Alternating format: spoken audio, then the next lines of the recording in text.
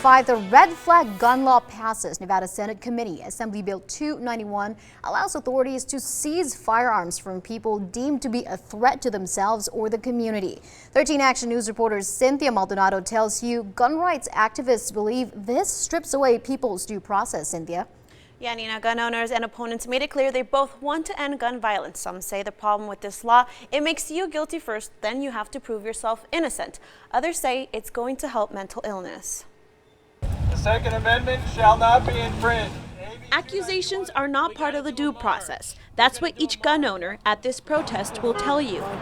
Someone makes an accusation against you, you have the right to face your accuser, in a proper setting. And then those persons who are accusing you have to make a case against you. They have to prove your guilt. They're upset and are concerned about Assembly Bill 291. It allows a family member or police to request an order to remove guns from a person showing signs of extreme behavior that could pose a threat. Well, if you keep your mouth shut, you don't tell anybody your intentions, and your behavior is as normal as anyone else, how is the law going to stop anyone? In more than a dozen other states, it's commonly known as a red flag law. I just think this is a very, very dangerous precedent we're setting here when the government can write its own, basically, warrants to come and confiscate your property without due process.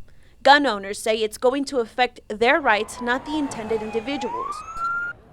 You're not going to stop an individual from getting a gun, no matter how many laws you put up. But Teresa Crawfords, a volunteer with Moms Demand Action, says family members often spot signs of trouble. Most of the time, it's really family members who are very, very concerned that somebody within their family circle is threatening to harm themselves or others. Crawford believes the law could save lives. So the idea that it's not just we take your guns away and walk away, it's definitely leading to treatment. The law doesn't require the threats to reach a level that requires a person to be hospitalized because of the threatening behavior. And another area that drew concern from opponents was the way this amendment was dropped so late in the session.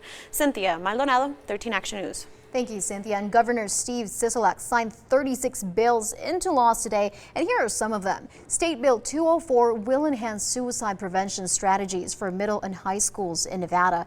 It requires schools to come up with policies on suicide prevention, community outreach, and additional training. And State Bill 311 is making changes to the state's policy on applications for credit. It requires creditors to not discriminate based on people's race, color, religion, and disability.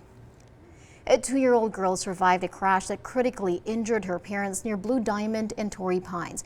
Images from the scene yesterday shows their Honda Civic sitting mangled and almost unrecognizable. Its roof was torn off after it slammed into the side of a tractor trailer. The parents remain in critical condition. Police believe the car seat may have saved their 2-year-old daughter's life.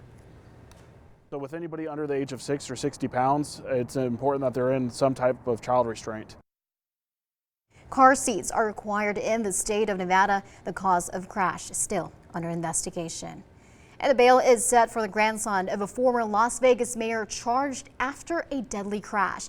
Scott Gregson is suspected of being under the influence when he crashed inside a gated community in Summerlin Thursday. 3 people who were riding in the back seat were thrown from the vehicle. A 36-year-old woman was killed. The other 2 people suffered serious injuries. Gregson's grandfather is Orrin Gregson. And to strike or not to strike, it's the question on the minds of many CCSD parents in the Valley. Outside Durango High School yesterday, representatives from the Clark County Education Society or Association say educators are at a breaking point and it will just take cuts to trigger a strike.